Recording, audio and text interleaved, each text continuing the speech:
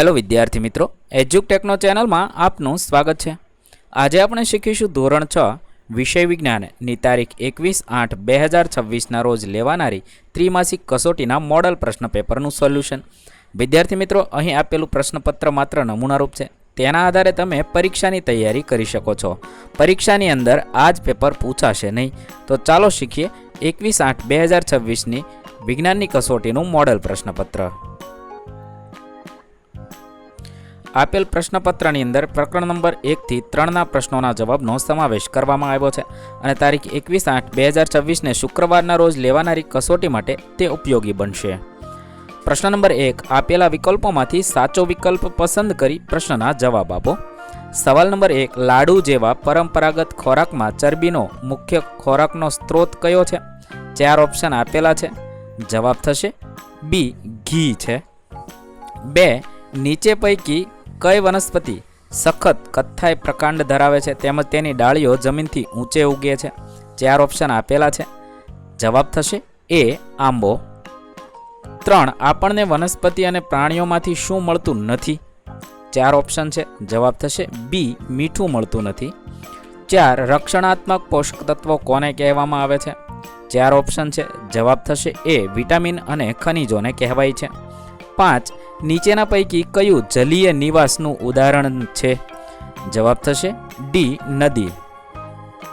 પ્રશ્ન નંબર 2, નીચે આપેલ ખાલી જગ્યા પૂરો। 1, પર્ણો પર આવેલ શીરાની તરાની પેટર્નને ખાલી જગ્યા કહે છે, એને શીરા વિન્યાસ કહે છે।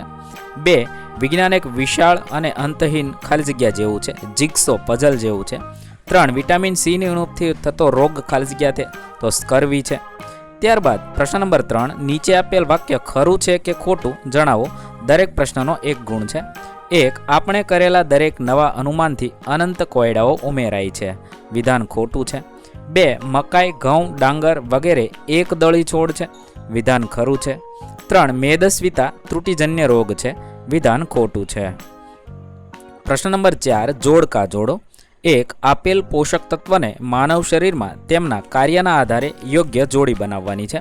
વિભાગ એ સાથે વિભાગ બી ને જોડવાનો છે। વિભાગ એ ની અંદર વિટામિન્સ આપેલા છે અને વિભાગ બી સાથે તેને જોડીએ। એ તો રતાંધળાપણું, બીજું છે ચરબી તો તેલી પદાર્થ, ત્રીજું છે માછલી તો મીનપક્ષ અને ચોથું ઊંટ કાંગારૂ રેટ એ રણ પ્રદેશમાં રહે છે। આ રીતે આપણે કાર્યને આધારે યોગ્ય જોડી બનાવીશું। પ્રશ્ન નંબર 5, વર્ગીકરણ કરો। નીચે જણાવેલ નિવસન તંત્રને ભૂનિવાસ અને જલીય નિવાસમાં વર્ગીકરણ કરવાનું છે। અહીંયા વિવિધ વસ્તુના નામ આપેલા છે, તેને આપણે વર્ગીકરણ કરીએ। ભૂનિવાસમાં ઘાસનું મેદાન, રણ અને પર્વત આવશે, જ્યારે જલીય નિવાસમાં તળાવ, સરોવર અને સમુદ્ર આવશે। સવાલ નંબર 2, નીચેની વનસ્પતિઓના પર્ણમાં શીરાઓની ગોઠવણ અનુસાર સમાંતર શિરાવિન્યાસ અને જાળીદાર શિરાવિન્યાસમાં વર્ગીકરણ કરવાનું છે। અહીંયા વનસ્પતિઓના પર્ણના નામ આપેલા છે, તેના આધારે આપણે સમાંતર શિરાવિન્યાસમાં લખી શકાય ઘઉં, કેળ, મકાઈ, શેરડી, વાંસ અને ઘાસ આવશે, જ્યારે જાળીદાર શિરાવિન્યાસમાં તુલસી, જાસૂદ, વડ, લીમડો, આંબો અને પીપળો આવશે। પ્રશ્ન નંબર 6, નીચેના પ્રશ્નોના એક વાક્યમાં જવાબ આપો। 1, ગોઈટર રોગ કયા ખનિજ તત્વની ઉણપથી થાય છે?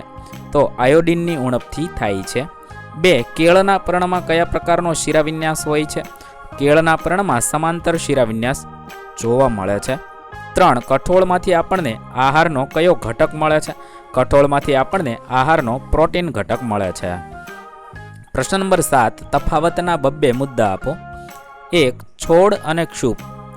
છોડમાં લખી શકાય તે ઊંચાઈમાં નીચા હોય છે, તેનું પ્રકાંડ કુમળું, પાતળું અને લીલું હોય છે। ટમેટી છોડ પ્રકારની વનસ્પતિ છે, જ્યારે ક્ષુપમાં તે છોડ કરતાં ઊંચા હોય છે, તેનું પ્રકાંડ સખત, સાધારણ, જાડું અને કથ્થાઈ એટલે કે બદામી રંગનું કાષ્ટીય એટલે કાષ્ટમય હોય છે। અને ત્રીજું છે જાસૂદ, ક્ષુપ પ્રકારની વનસ્પતિ છે। ત્યાર પછી બીજું છે કઠોળ અને મિલેટ્સ।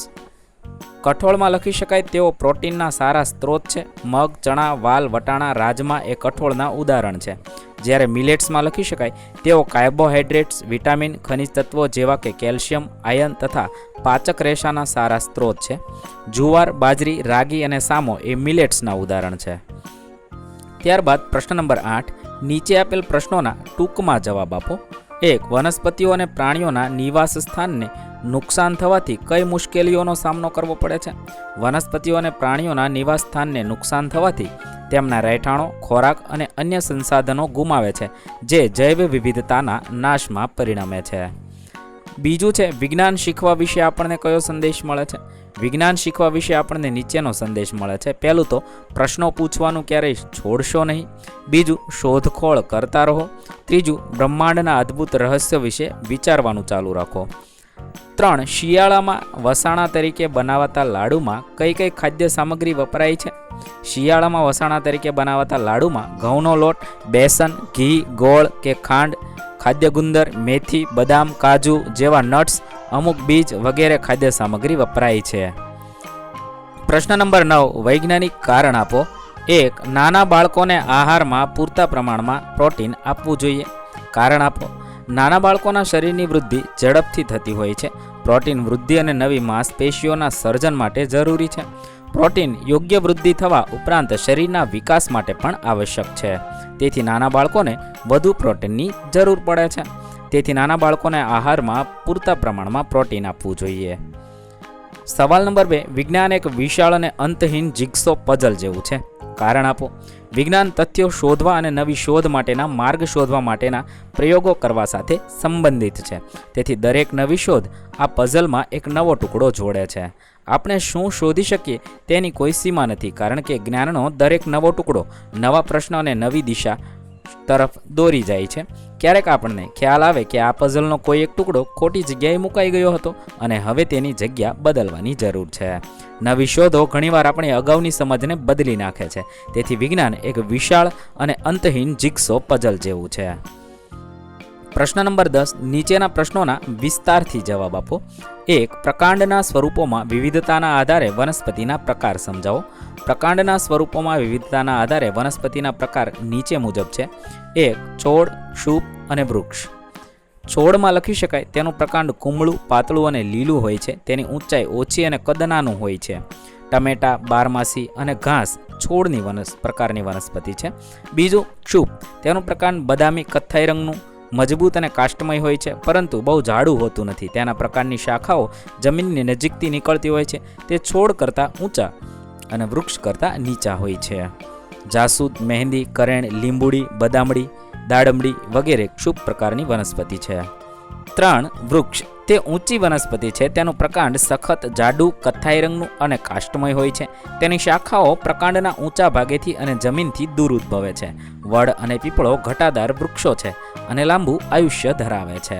લીમડો, આંબો, આસોપાલવ, બાવળ વગેરે વૃક્ષ પ્રકારની વનસ્પતિ છે. આ ઉપરાંત નબળા પ્રકાંડવાળી વનસ્પતિઓ છોડ છે. તેના 2 પ્રકાર છે, વેલા અને ભૂપ્રસારી. વેલામાં લખી શકાય કેટલીક વનસ્પતિને નબળું પ્રકાંડો હોવાથી તે ટટ્ટાર ઊભા રહી શકતા નથી. આથી તે કોઈ અન્યનો આધાર લઈ ઉપર ચડે છે અને વૃદ્ધિ પામે છે. તેને વેલા કહે છે. વાલ, વટાણા, દ્રાક્ષ, કારેલા, કંકોડા વગેરે વેલા પ્રકારની વનસ્પતિ છે. બીજું છે ભ્રૂપ્રસારી. કેટલીક વનસ્પતિ જમીન પર ફેલાય છે, તેને ભૂપ્રસારી કહે છે. તરબૂચ, દૂધી, સ્ટ્રોબેરી, કાકડી વગેરે ભૂપ્રસારી વનસ્પતિ છે. ત્યારબાદ અથવામાં બીજો પ્રશ્ન છે, ચોમાસામાં વરસાદના થોડા દિવસો બાદ રસ્તાની બંને બાજુ કેટલીક વનસ્પતિ ઉગી છે. આવું શા માટે થતું હશે? ચોમાસામાં વરસાદ પડતા જમીનમાં રહેલા બીજને પાણી, ભેજ અને યોગ્ય તાપમાન મળે છે. આ અનુકૂળ પરિસ્થિતિમાં બીજ અંકુરિત થાય છે. અહીંયાથી ભૂલમાં લીટી લખાયેલી છે, અહીંયાથી તમારે આગળ લખવું. પવન, પક્ષીઓ, પ્રાણીઓ તથા વહેતા વરસાદી પાણી દ્વારા બીજ રસ્તાની બંને બાજુ ફેલાય છે. પછી પૂરતો સૂર્યપ્રકાશ, હવા અને જમીનમાંથી પોષક તત્વો મળતા આ તત્વો મળતા જ બીજ ઝડપથી ઉગે છે. તેથી વરસાદના થોડા દિવસો બાદ રસ્તાની બંને બાજુ વિવિધ પ્રકારની ઘાસ અને વનસ્પતિ ઉગી નીકળે છે. આ પ્રક્રિયાને બીજનું અંકુરણ કહેવાય છે. વિદ્યાર્થી મિત્રો, પરીક્ષા માટે સૌને બેસ્ટ ઓફ લક. નવા વિડીયો સાથે ફરીથી મળીશું. ત્યાં સુધી થેન્ક યુ દોસ્તો.